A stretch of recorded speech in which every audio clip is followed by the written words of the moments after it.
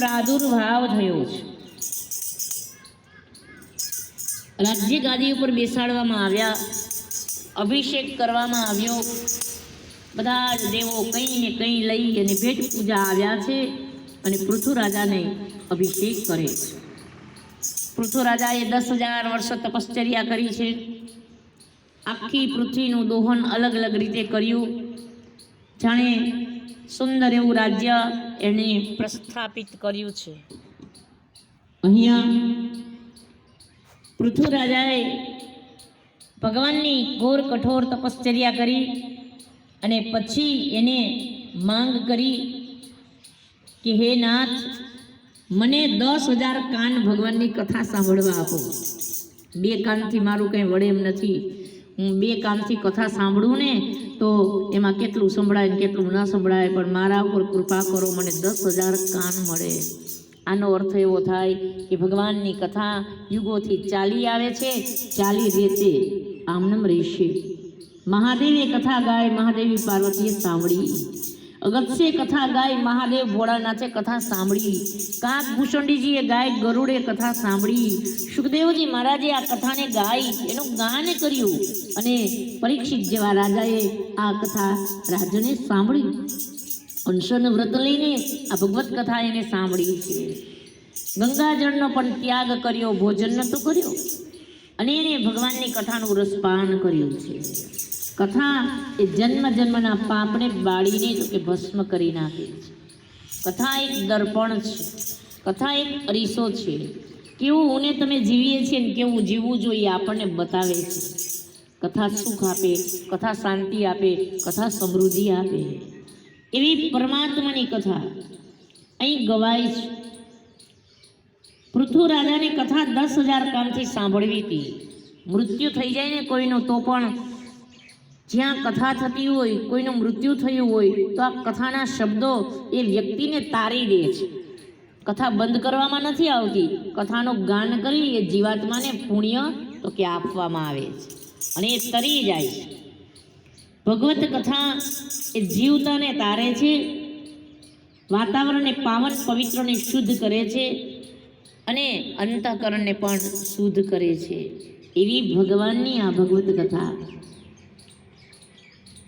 એ હરિરસ જેણે રે શ્રી રામ ચરણ રસ ચાખ્યો, એને રે આ સંસારને મિથ્યા કરી નાખ્યો.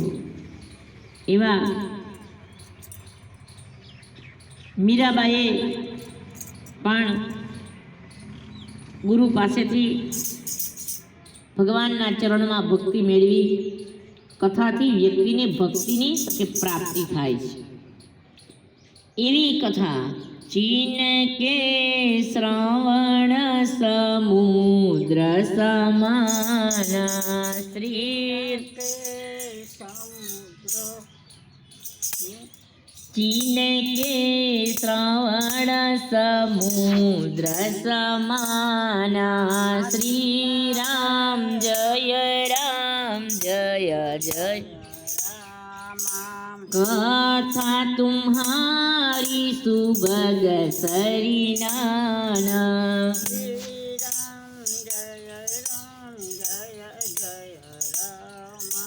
परही निरंतर होई न पूरे श्री राम जय राम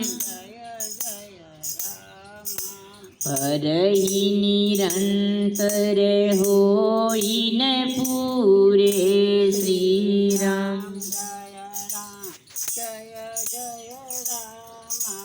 જેવી રીતે સમુદ્રની અંદર ગમે એટલી નદીઓ આવે છે છતાં સમુદ્ર તૃપ્ત થતો નથી, એ રીતે ભગવત કથા ગમે એટલી શ્રવણ કરે ને સાંભળે તો પણ એ વ્યક્તિને તૃપ્તિ ન થાય તો માની લેવાનું કે એને ભગવાનની કથામાં પ્રીતિ છે. કથાથી તૃપ્તિ ન થાય. અતૃપ્તિ એ પ્રેમની નિશાની છે.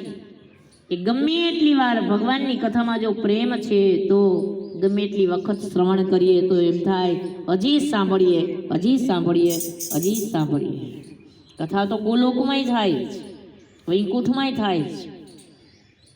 કથા તો અશોક વાટિકામાંય થઈ, પણ ભાગ્યમાં હોય તો એ શ્રવણ થાય.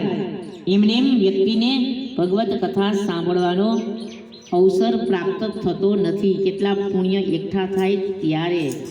બાકી તો કહેવાય છે કે ભેંસ જેમ તળાવમાં પડે અને દેડકાઓ બહાર નીકળીને ભાગી જાય, એ રીતે કથા વ્યક્તિ સાંભળી શકતી નથી. ક્યાંની ક્યાં એ ફેંકાઈ જાય છે. એ વૃક્ષો પણ કથા સાંભળે છે, જીવ પણ કથા સાંભળે. એક જમીન હોય ને એની અંદર કથા થાય તો એ પણ વાતાવરણને હિસાબે પાવન પવિત્ર ને શુદ્ધ થઈ જાય છે. તુલસીદાસજીએ તો જે ભગવત કથા સાંભળી ન શકે એના માટે શબ્દ વાપર્યો અભાગા. એ અભાગી છે, એ દુર્ભાગી છે જેના નસીબની અંદર આ ભગવત કથાનો રસ જતો નથી, જેના કાનથી હૃદય સુધી નથી જતો. એટલે તો કહેવાયું કે કૃષ્ણ મુજને કાનમાં કહી ગયા, ક્યાં હતી ને ક્યાં મુજને લઈ ગયા. શ્રી કૃષ્ણ મુજને કાનમાં કહી ગયા.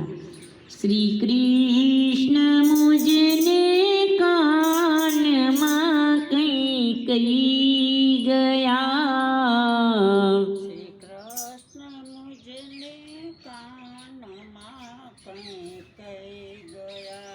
શ્રી કૃષ્ણ મુજને કાનમાં કહી ગયા.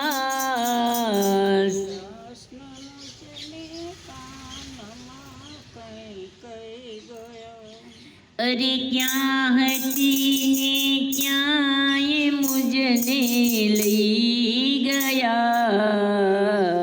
ક્યાં હતી ને ક્યાંય મુજને લઈ ગયા. શ્રી કૃષ્ણ મુજને કાનમાં કહી ગયા. કૃષ્ણ મુજને કાનમાં કહી ગયા. નાવ મારી ઊભી છે ચકડોળમાં,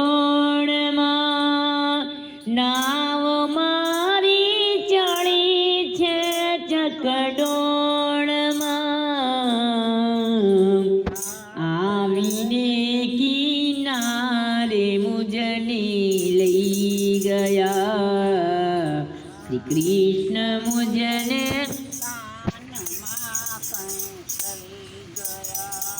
ક્યાં હતી ને ક્યાંય મુજને લઈ ગયા. ક્યાં હતી ને ક્યાંય મુજને લઈ ગયા. શ્રી કૃષ્ણ મુજને કાનમાં કહી ગયા.